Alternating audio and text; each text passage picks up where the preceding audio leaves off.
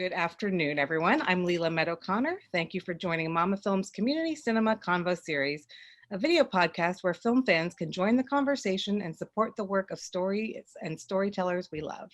mamafilm is a film series to showcase films with themes of nurturing and to ignite conversation around the human experience.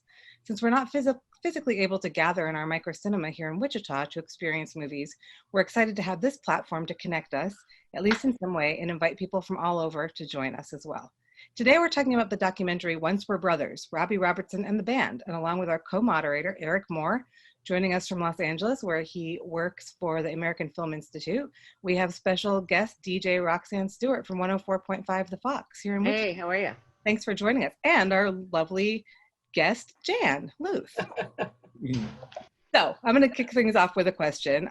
So this documentary, which was an opening night selection of last year's Toronto International Film Festival, Roxanne and I were talking about this a little bit this morning. It's sort of the epitome of a film that I would want to see in the theater on a big Absolutely. screen, with an audience who are all experiencing that nostalgia that music evokes so viscerally.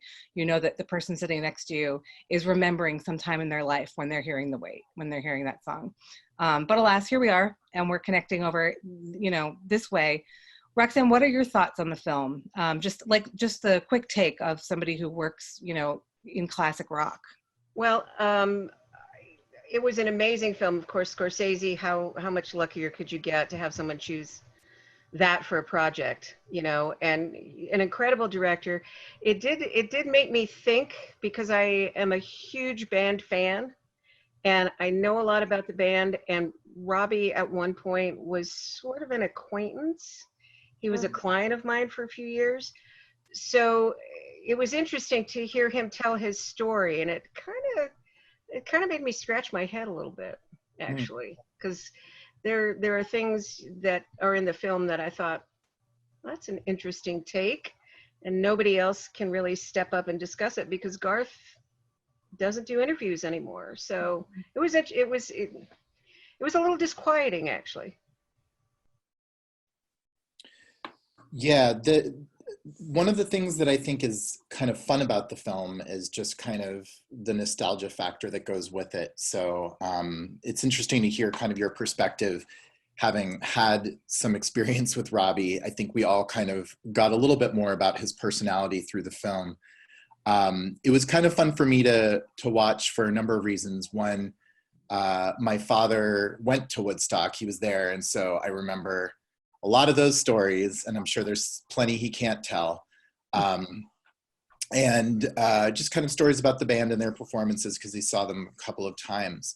So the movie is based on Robertson's autobiography, which a lot of critics have called it out for being very one-sided, which kind of lends itself to what you were saying, Rox.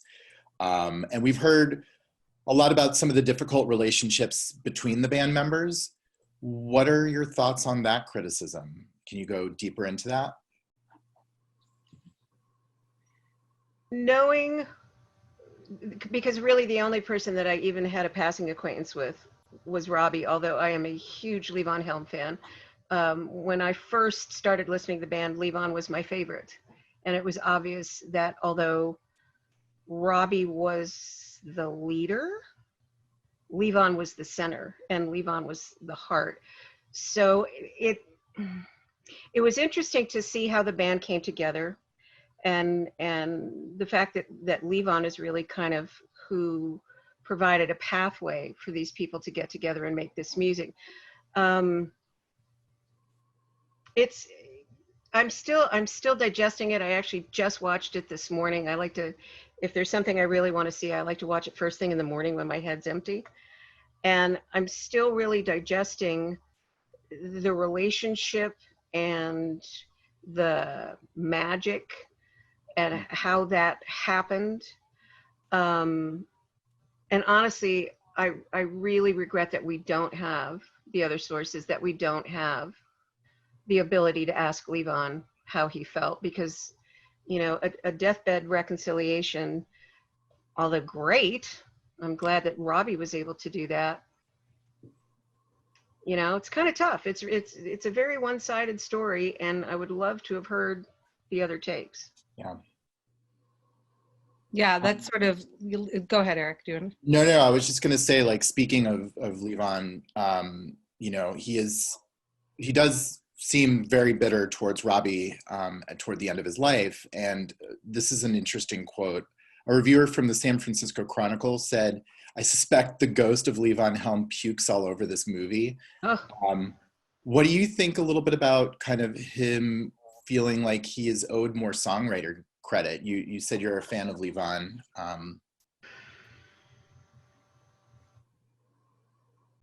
Again, because we only have one view, it does make me think and wonder, when a group like them come together like that, it's the Beatles, it's the same thing. They all influence each other, and they all essentially are living spiritually connected in a way that I don't think we'll ever understand, that they probably didn't understand. So even though at the sort of wane of the band, Robbie was writing most of the lyrics, I think it goes without saying that the influences of the other band members, in particular Levon, because their relationship was so long-standing, and Levon had given him his first break and led him into that situation, I might question, you know, the fact that Robbie feels that he's not due more credit. Levon was a very talented individual, and I can't help but think that his influence was major. It had to be. I mean, they were children together almost. They were young men together, so. Can I ask a question? Yeah. So one of the things they talked about is that Levon did most of the arranging, but he didn't write the music or write the lyrics, but he did the arranging. And I think I'm not knowledgeable about the music industry in general. Is the arranger traditionally given the same degree of credit as the writer? I think wouldn't it be in about right to know, in most to know whether the concern was legitimate, to know whether Levon's gripe was legitimate. Is that what's typical in the industry and he was slighted, or was he sort of challenging the industry norm and that an arranger should have just as much credit as the writer? Eric, what do you think?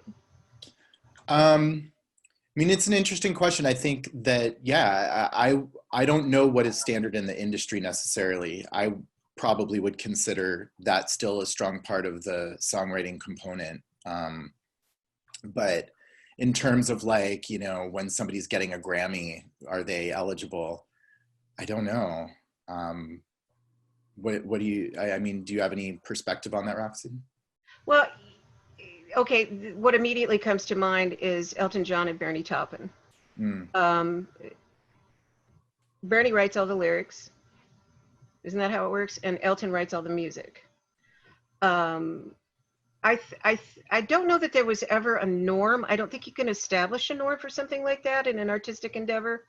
However, you spend that much time together, and I think there are gentlemen's agreements about how something is handled, and the translation from the gentleman's agreement, the artist's agreement between themselves, into something that's legal is always going to be kind of nebulous. And I think there was resentment on several parts for Levon. I think he felt abandoned by Robbie during his alcoholism and his heroin use. However, if you're not doing the business of the band, it's also a business, and that's what makes it tough, I think. Honestly, we were so just discovering what drug abuse and alcohol abuse and any kind of substance abuse would do to someone.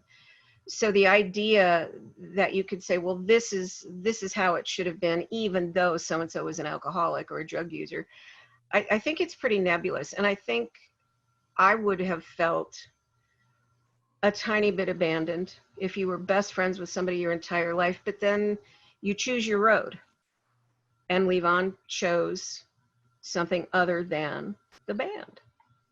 Yeah, I think that it's interesting in this story, or at least this version of the story, that, you know, everyone else sort of succumbs to the drugs and alcohol, and Robbie does not. And like you're saying, you know, when you have these nebulous sort of gentleman handshake things, who knows what state of mind you're in when you're having these conversations, and who remembers what and how they remember them. What about the other members of the band? And in particular, you know, none of them are living anymore except for Robbie and Garth, but what happened to Garth? Why wasn't he interviewed? Or you said earlier that he stopped doing interviews. And So I read an article that said he was interviewed for the film, but they didn't include it in the film. oh, it's interesting. Any more information about it? It was just like a blip of a sentence or two in a larger article. I don't know if it was the one from the New York Times or what, because like I said, I skimmed a whole bunch of them last night, but one of them did make that comment, because that was bothering me. Why wasn't he in it? Well, that doesn't surprise me, because a lot of the stuff I've read, and, you know, Robbie being an executive producer of the film and having it be based on his memoir, it really is his story. So if he didn't like what Garth was saying, I'm sure he had the power to not include that in the film. What about, but what do you know about Garth after the band? And didn't the band tour for a long time without Robbie, Roxanne? I don't think they I read that somewhere, but maybe. another article. It could be, you know, when relationships like that, just having had experience with other bands, certainly not on the level of the band, I think that sometimes when you go through something like that as a family, at a certain point, people have to choose their level of tolerance. They have to make the delineation between who I am, what I need, and what the group needs. And I've always wondered, because you've just not heard a lot from Garth, and I wonder, is it that Garth has something contrary to say, or is it simply that he decided, I've had enough and I'm going to retreat, and I choose, this was a part of my life, but I'm done with it, and that ghost has to stay where it is. And there's something really commendable about that, if that was his choice, to not want to get caught up in the drama of that, all of that. So I guess getting the recognition of Bob Dylan when they played Bob Dylan The Weight must have been a really amazing feeling for those guys at that time. What do you think that did for his career? And what do you think it is about that song that makes it so rich and emotional and full of feeling and makes everyone feel something? No matter, we have all generations represented here, you know? Right. And we all know that song from different movies or different, you know, commercials or whatever it is, but it has such a, it's so impactful. Eric, do you have a take on that? No, I want to hear your perspective first. Okay. All right.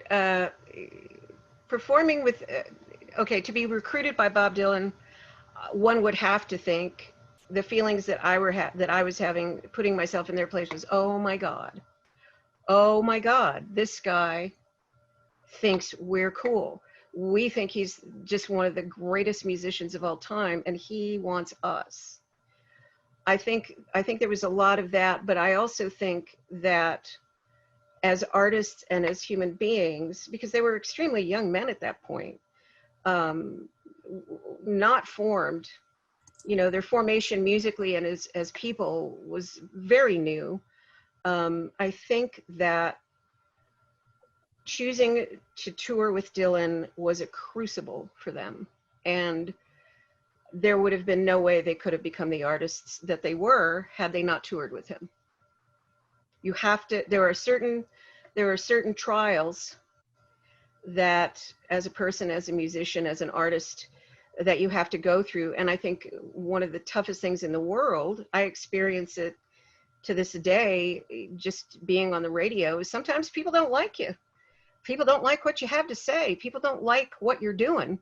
And a lot of them won't hesitate to tell you. And they experience that over and over and over again on that tour.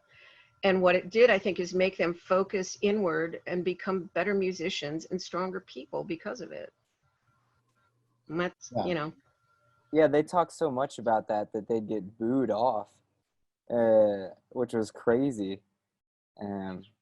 But specifically with that song, I didn't know the band before. I knew the song "The Wait" before I knew the band, mainly because I don't know if you guys have ever seen that video on YouTube where it's people all across the world singing "The Wait." It's really beautiful.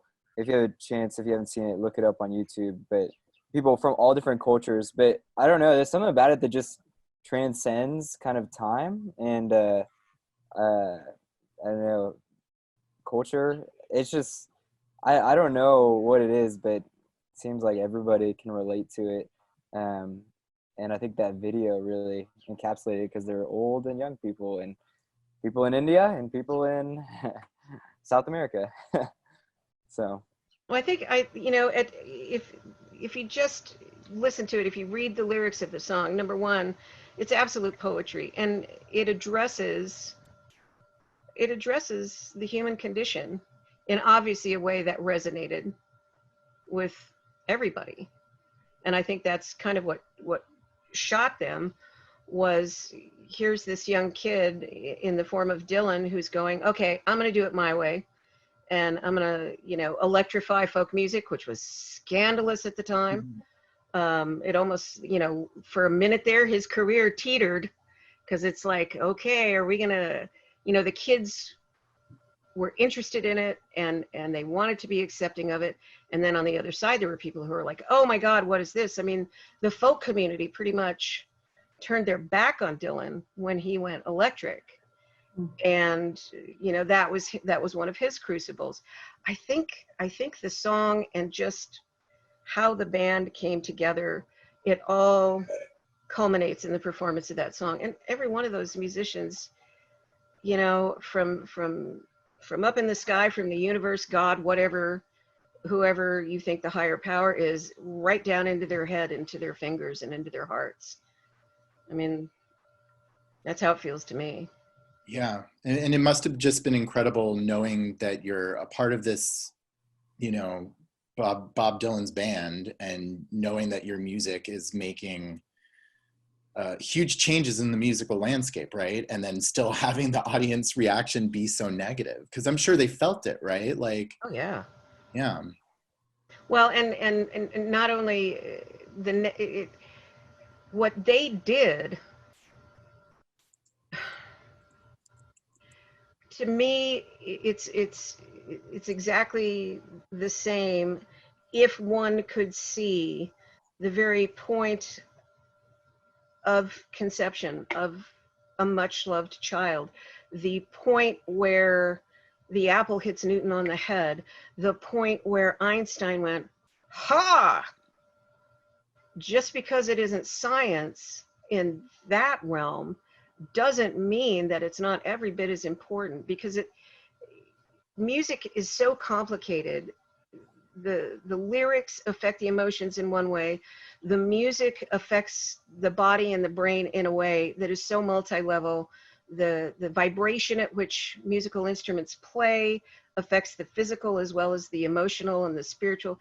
It's so complex. And I think it, in particular, that song was a lightning bolt, and those boys were simply struck by lightning, and the likes of which we won't see again in that kind of a configuration. You can't, because those people will never come this way again.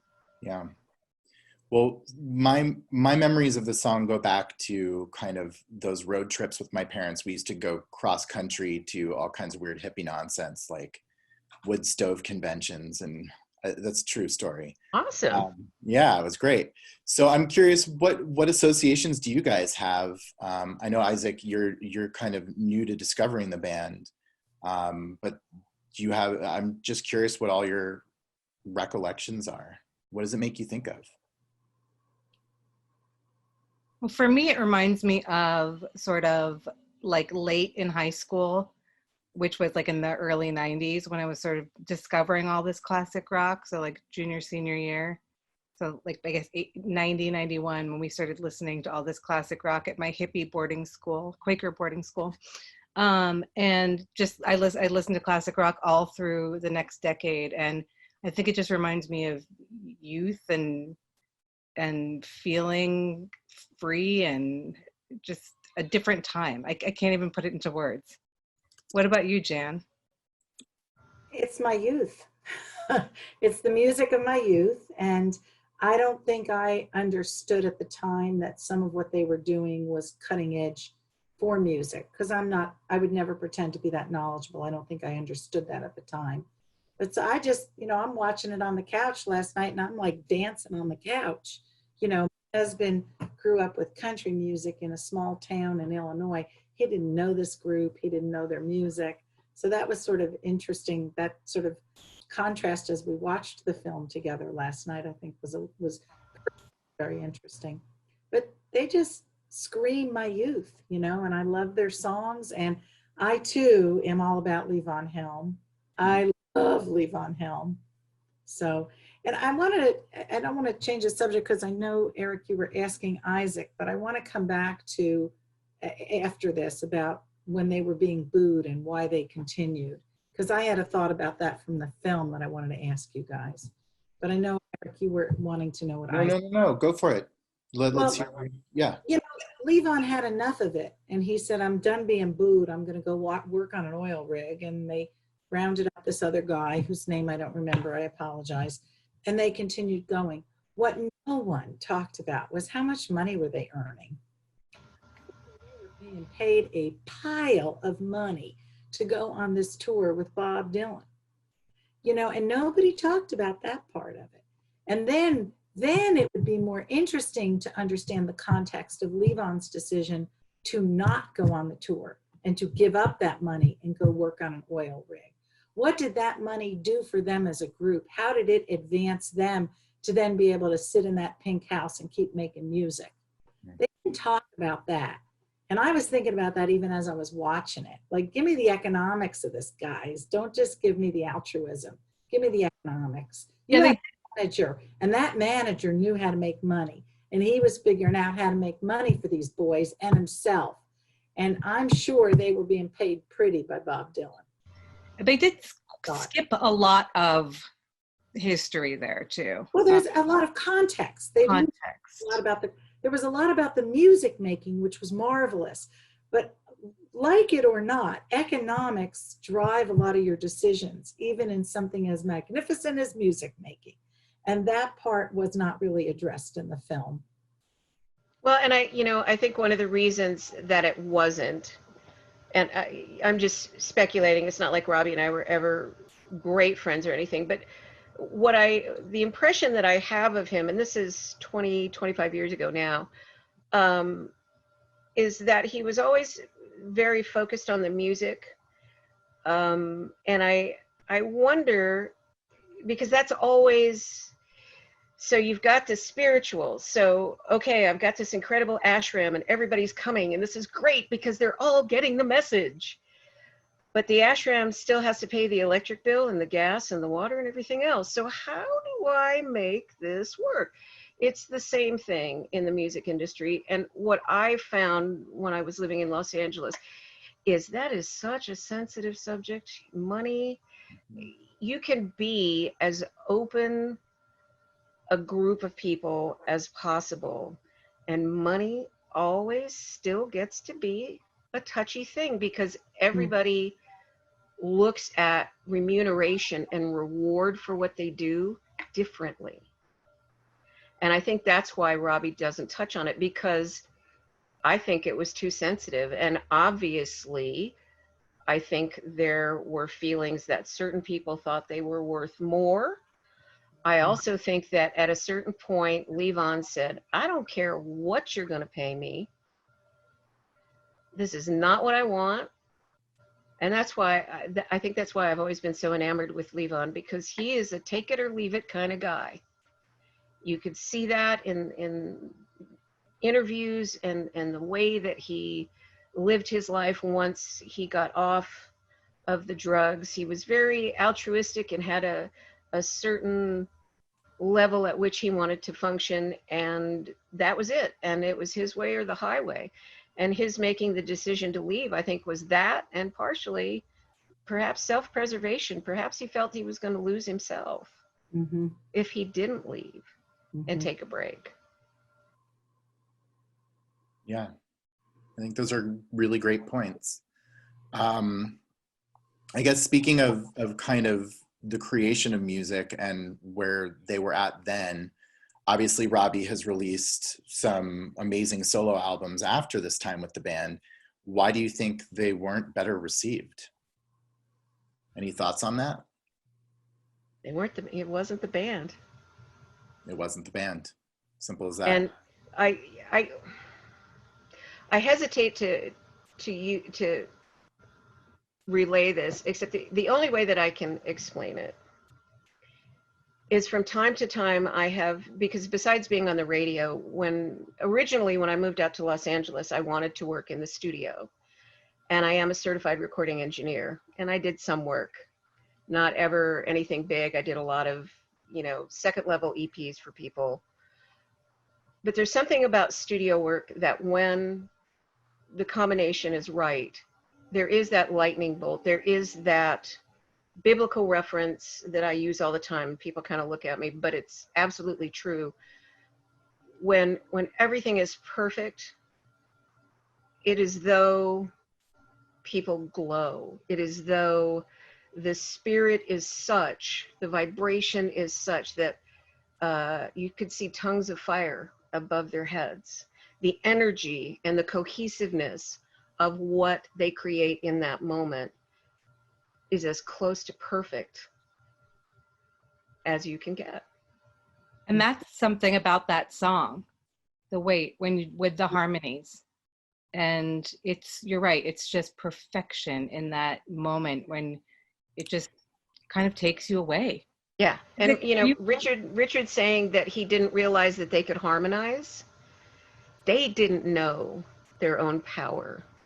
I think that's what makes me so interested in the band, and I would love to sit with a musicologist who can dissect an arrangement and a piece of music, because there's something in there. It's nature. It's like the Fibonacci number, the Fibonacci sequence.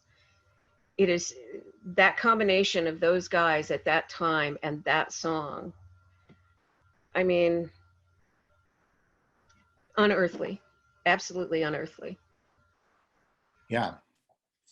I think one of the things that the film kind of does decently is that it kind of takes us through the evolution of music through kind of at least the middle part of the last century. I'm just kind of curious, what changes strike you as a DJ that kind of you've seen happen over time in the industry and the type of music? Obviously great art is created through difficulty and uncertainty a lot of the time. So, who knows what'll come out of all this? Well, first of all, I think there's been a great schism, and I think that the music industry did itself an incredible disservice in not being oriented on anything other than money. Now, there are a lot of managers, a lot of accountants, a lot of people who handled bands who were very dedicated and paid attention to what the artists needed. However, I also have seen, and you hear the stories, every band, particularly the late 60s and 70s, they had no idea about the money part of it because that wasn't what was important. Therefore, they were taken advantage of. And the music industry now, because it did that for so long, has just sort of folded in on itself and imploded. There's virtually no money for A&R. There's no money for artist development anymore. Look at Billie Eilish and her brother. Some A&R guy didn't go, wow, you guys are amazing. Here's $100,000, go in the studio. It doesn't work that way anymore. It's, and unfortunately, if you don't have the fortitude as a person and the determination as an artist to be heard, you're going to get run over. And I think that's a big part of the difference today. there's the music, there's also, to me, and I fault us, and I fault the educational system. Music education in the school systems is just abysmal. The inner cities, it's non-existent. Hell, here in Wichita, the programs are, scraping, teachers paying for their own supplies, teachers paying for sheet music so that they could present a particular piece to a choral group that they know would lift these young artists up. There's been a real lack of attention to that. We don't realize how important that is. We don't realize that if you teach a student music, you're not just teaching them music, you're teaching them patience and determination and focus. And that lack of attention has shown in the music. It's all become very digital. It's all become, oh, well, I can go buy this and make a song and throw it out there. But musically, you listen to some of this stuff and you're like, do they even play an instrument? Mm-hmm. And unfortunately, it's kind of our fault as a society. We don't support musical education. And not every kid is going to go to college. Some kids are going to be plumbers and more than be able to take care of their families at $150 an hour. Some kids are meant to be musicians. You heard Robbie talking about how he had that guitar and he heard the music, and his family on the reservation, and then going to his real father's family, and they went, oh, so you have this, and they made space for him. Doesn't happen like it needs to anymore, I don't think. And I find that disheartening. Yeah, that's so true. And even they talked about when he discovered his dad, like his real dad, and his family, they really encouraged him, like, oh, show business, okay. And he was like encouraged with that. But it's true. It made me think of my sister. She's a music educator. She teaches band and choir in Kansas City, but she constantly has to advocate for herself because it's kind of seen as I don't know, almost like a recess type of. It's not essential. It's not seen as I don't know. It's usually one of the first things to get cut when schools don't have money, and so it's interesting to see, and it's very sad. Yeah. I wanted to touch back on something you were talking about, Roxanne, about musicians today, and I feel like it's more about being a brand and having and creating a lifestyle, and you're endorsing these products, or you're partnering with a brand, or you're doing something, but that's what it's about. And you look back at a time like in this movie, and it just seems so much more pure, and so much more really just about the love of listening to that music. Well, and I absolutely agree with you. And unfortunately, once the genie comes out of the bottle, it only can go forward.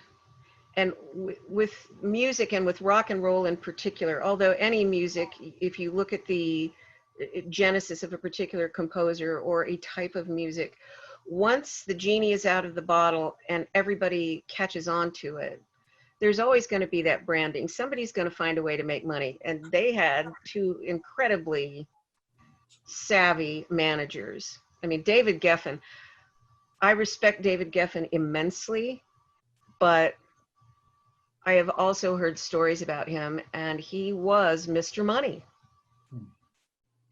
And that's great. If that's who you are and that's pure, that's great. But you have to be mindful. You can't take something that you love and start to make a living off of it and then torture it and twist it to the point to where you don't want to do it anymore. And I think that's what happened with the boys when it came to the drugs, the grind of being out in front, and the pure temptation of drugs back in those days.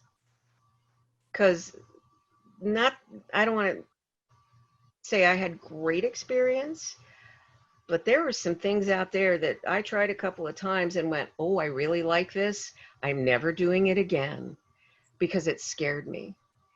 And it's so easy if you have the genetics or you're stressed to succumb to something like that. And today they don't care. And also too, I think the digital age, everybody just looks at it for what they can get out of it, rather than really because the digital age has expanded so quickly. We haven't had time to be truly thoughtful about what we're doing. The guys that invented the ARPANET, there are several of them. I've read articles where they've as much as said, we really regret what we did, because now look at it. It's big and it's scary and it's not always friendly. When you think about artists, musicians, writers, I mean, the link and the interweaving of, addiction to all sorts of things goes back, a long, long time. Oh yeah. What is it about, and in particular, I mean, Hollywood, the music industry, but, what is it about the music industry that artists get so caught up in, because it's still happening? Oh, absolutely. And I think we look at it in the context of the decades that we're familiar with. So working backwards, the 70s, the 60s, the 50s, there was always something available. The 50s,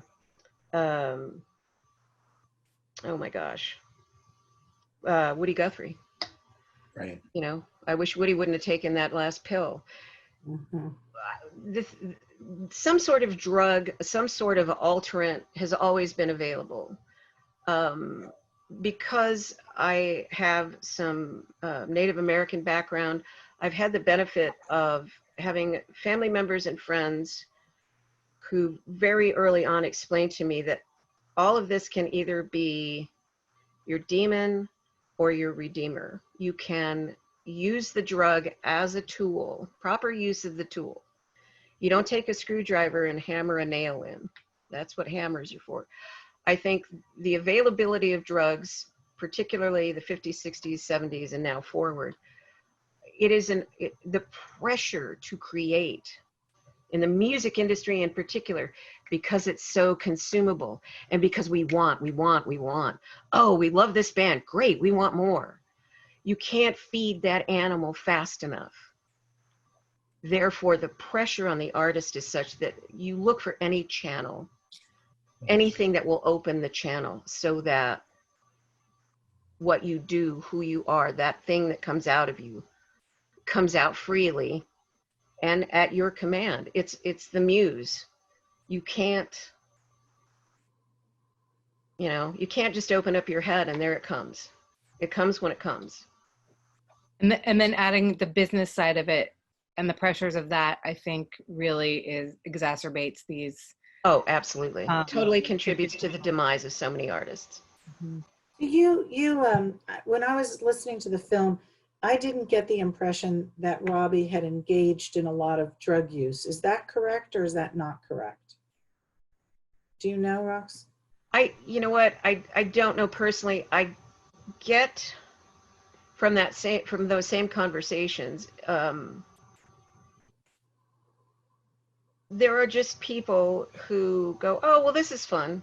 Some people love roller coasters, and they will get on that roller coaster and ride that same roller coaster over and over again. I guess where I was going is, his Native American roots were very strong.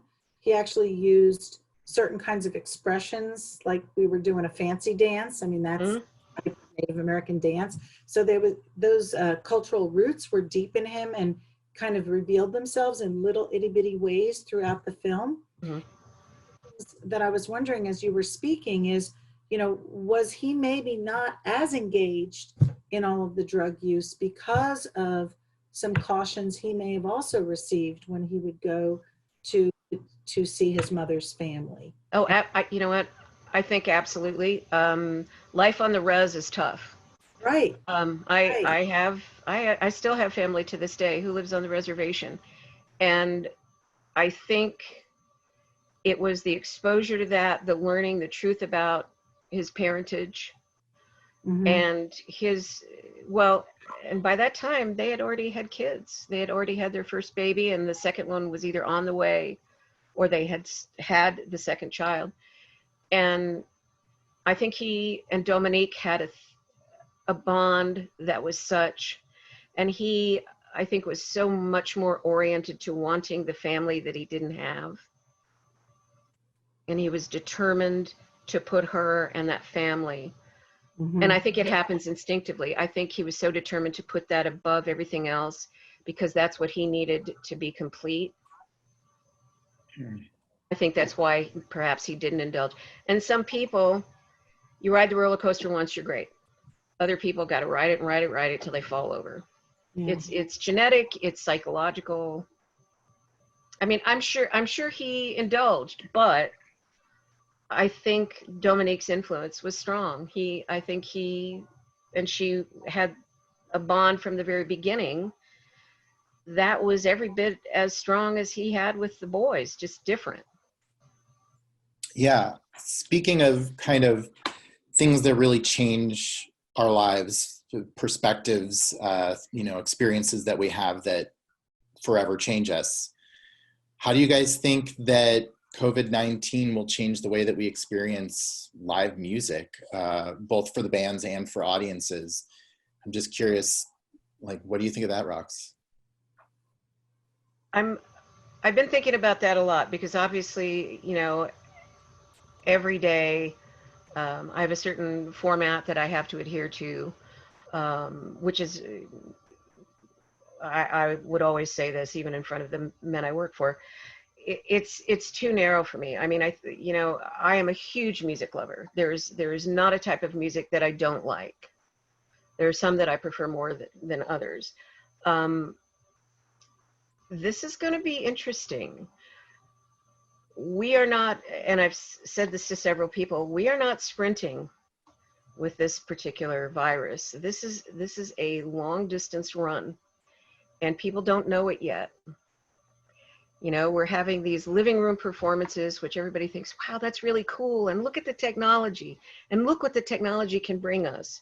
Here in a few months, we're going to be relying on it because the shock of what is happening hasn't hit.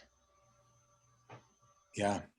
The number of people that we're losing, and the way that already we're sort of being inured to that number, which is to me outrageous.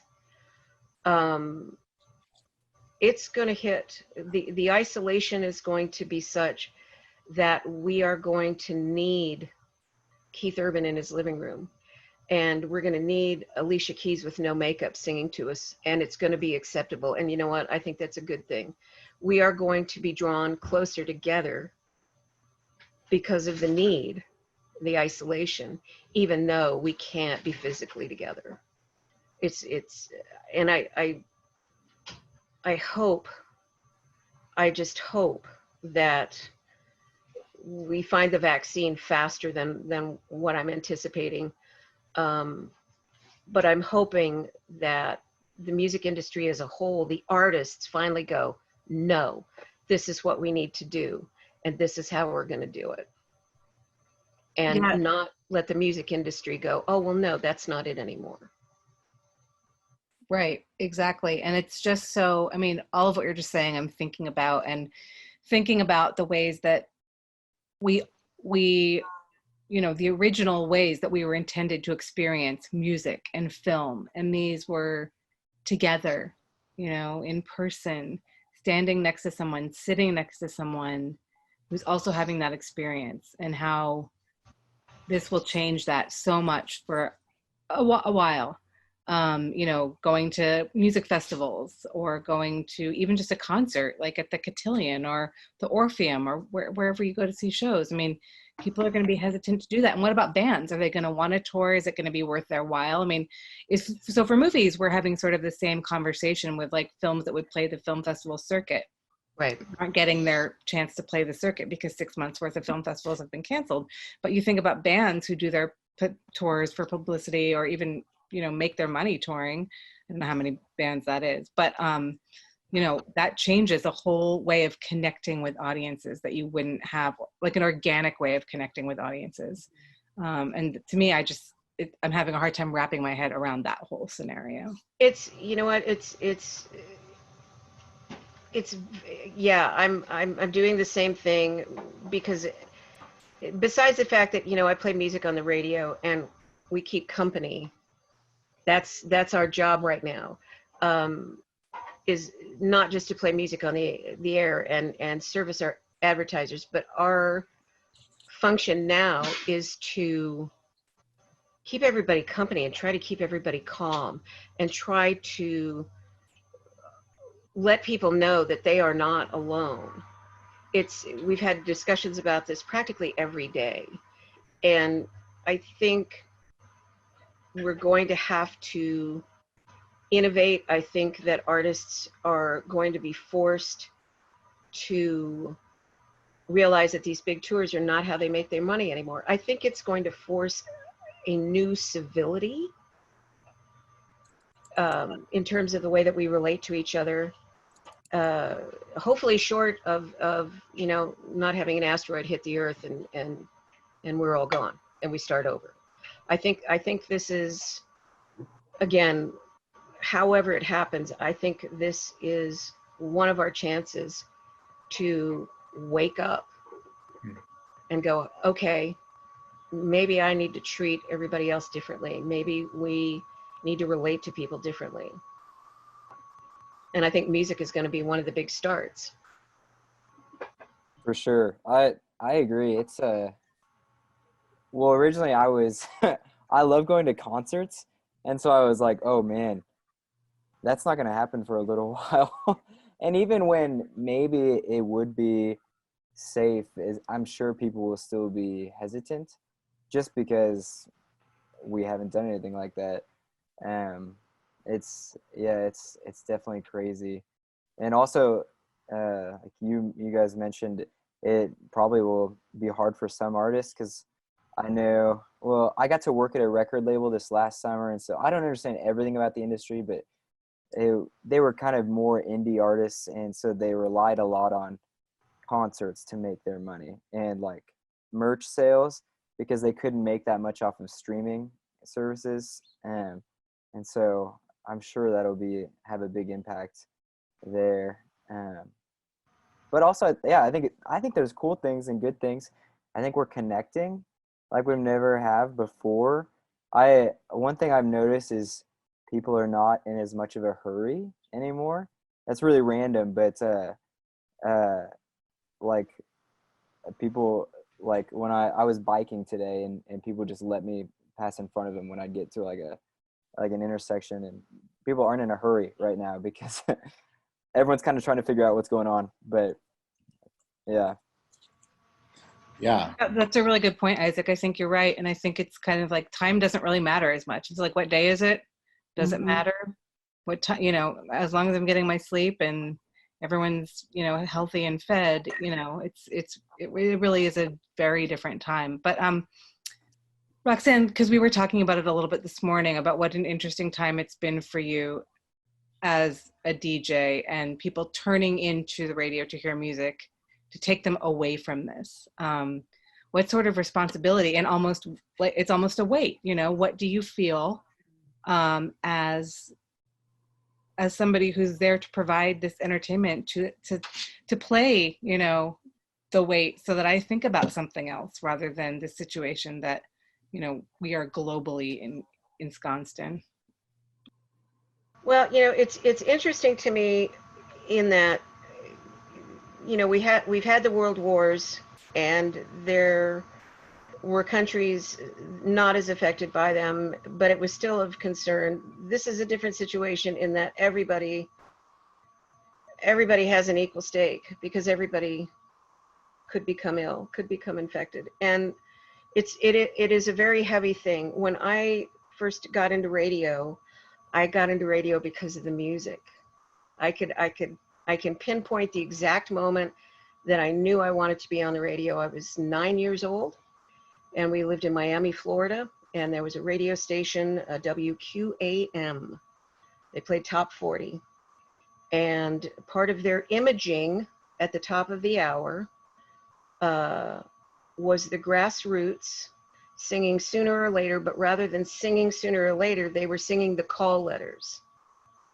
So you hear the Grassroots singing WQAM, and then you go into the music. And I thought it was the coolest thing on earth. And I said, I'm going to do that. And when I finally was allowed to get into it, you had to have a license. And when I got into it, you had to take a test. You had to have a broadcaster's license at a certain grade.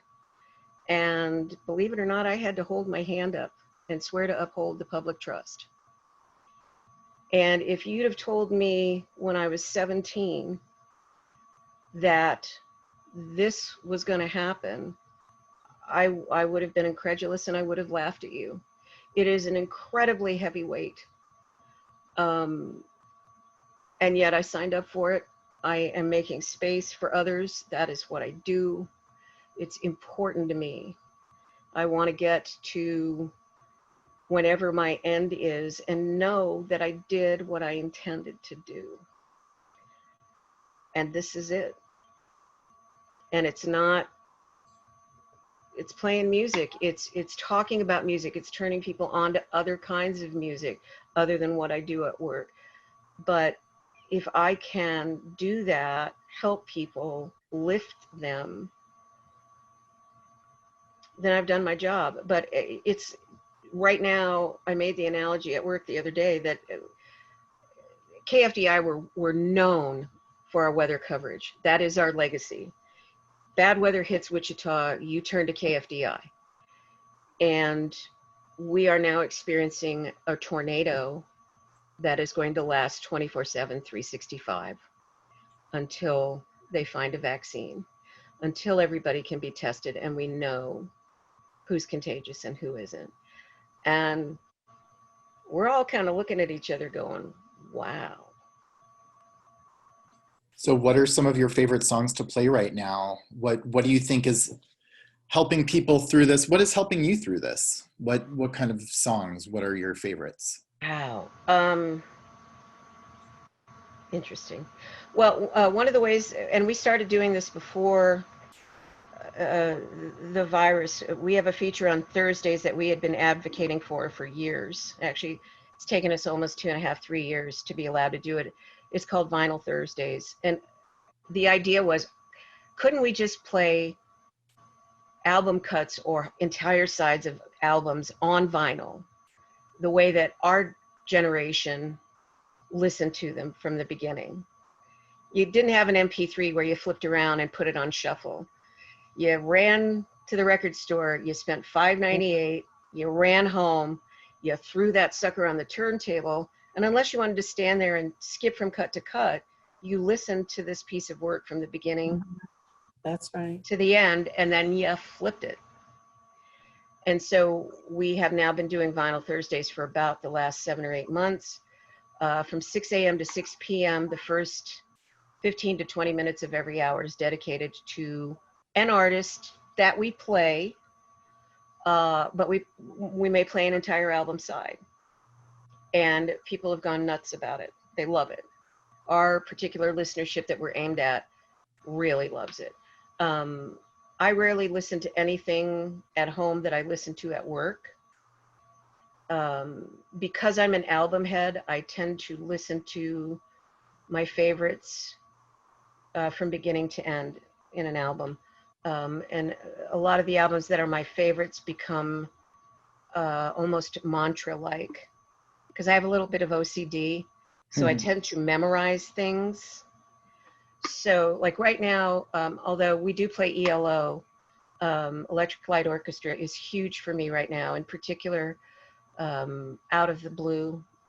I hope if I could pass into the next world like George Harrison did, I would love for the last thing for me to hear would be the tail end of Mr. Blue Sky, where it becomes all orchestral.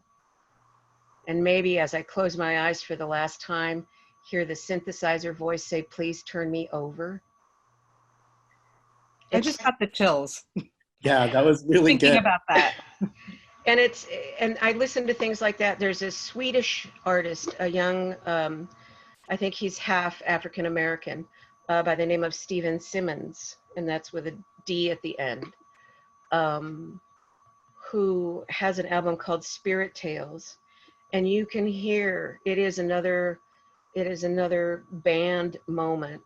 You can hear that every song he is at his spiritual best. I listened to Madonna's Ray of Light. Ray of Light was done before she got pregnant and as she was pregnant with Lourdes.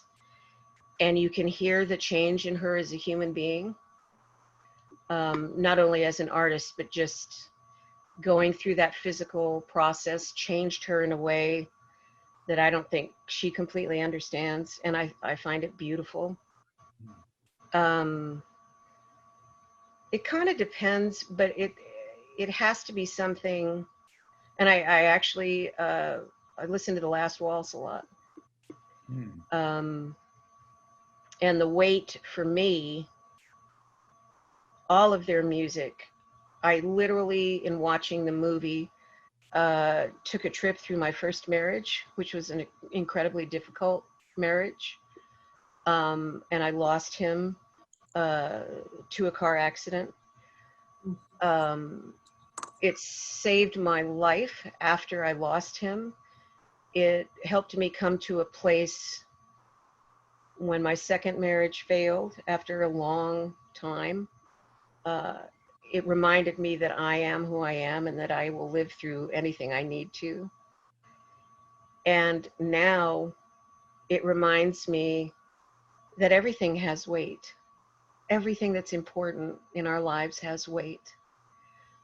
But if you love it, you accept it, and you bear it. And boy, I hope that gets me through, because this is a whole lot of weirdness. This virus is a whole lot of weirdness. That's for sure. You know, I love that you mentioned albums and thinking back to like the 80s when I listened to Madonna albums and I knew every song and what came next. And I can't remember the last time I listened to a whole album. And, you know, that's sad. But now I'm going to go listen to ELO because that sounds really great right now. What are you guys all listening to, Jan and Isaac and Eric, at the moment? Anything that's like been sort of a standout for you? I guess I'll go. What I've found recently that live albums are doing a lot for me, because it, in the same way, there's a narrative going through it, so it just pulls you through. What have I been listening to? I've been listening to Bjork's MTV Unplugged album. It's really wonderful. And also Shakira's MTV Unplugged album. Yeah. Which is spectacular. It's from before she had any sort of American, or I should say US following in English. It's joyful and it's got a lot of fun elements to it. I don't know. I think it's a great album. Shakira is so good. You're right. That's great.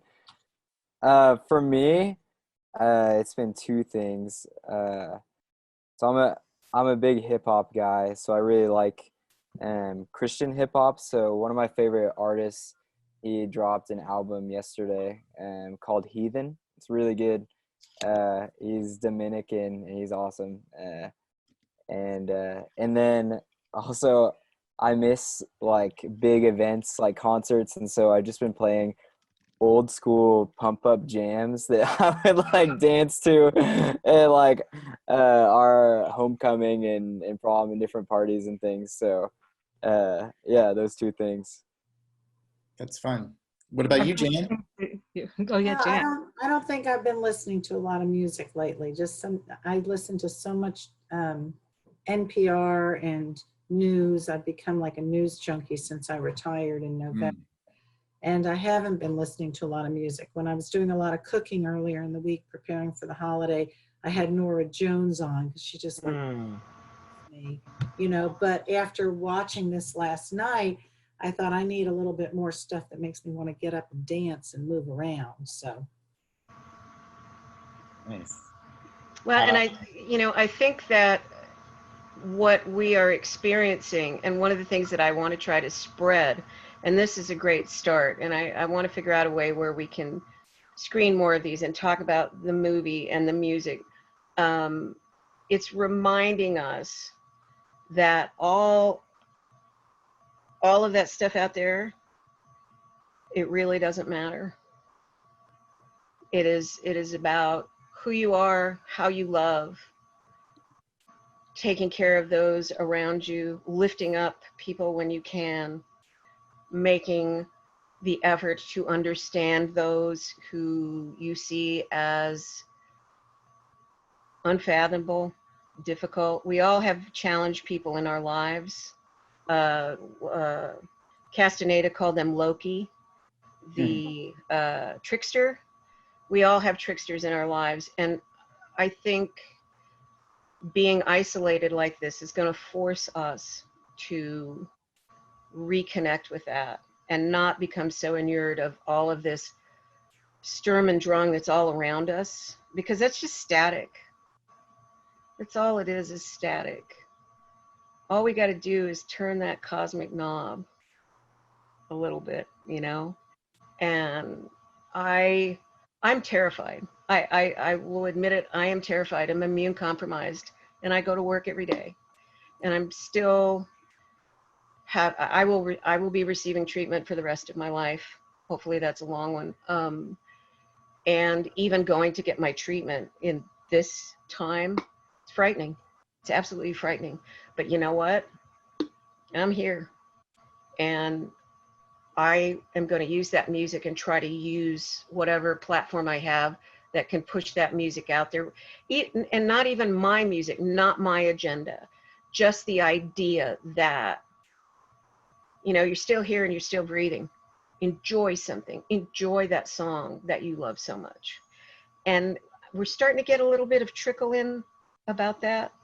I've had people call who perhaps we know online, or some who we've never spoken to, who say, wow, that was really great. Thank you so much. And I've never called a radio station before, but thank you so much. You know, I think it's going to make us focus. And those of us who are lucky enough to learn the lesson will be okay. Hopefully we can spread that okayness, you know.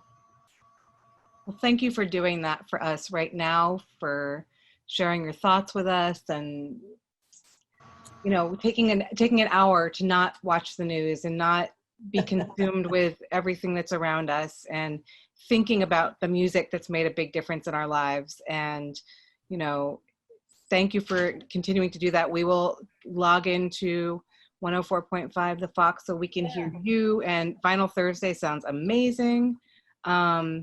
So, you know, I just want to thank you all for joining us and sharing with us in this moment. And we'll post this conversation tomorrow, so you can pass on the word about the film, and share the rental link that supports mamafilm, your local art house cinema here in Wichita. And you can find out more about mamafilm by following us on Facebook or Instagram or on our website.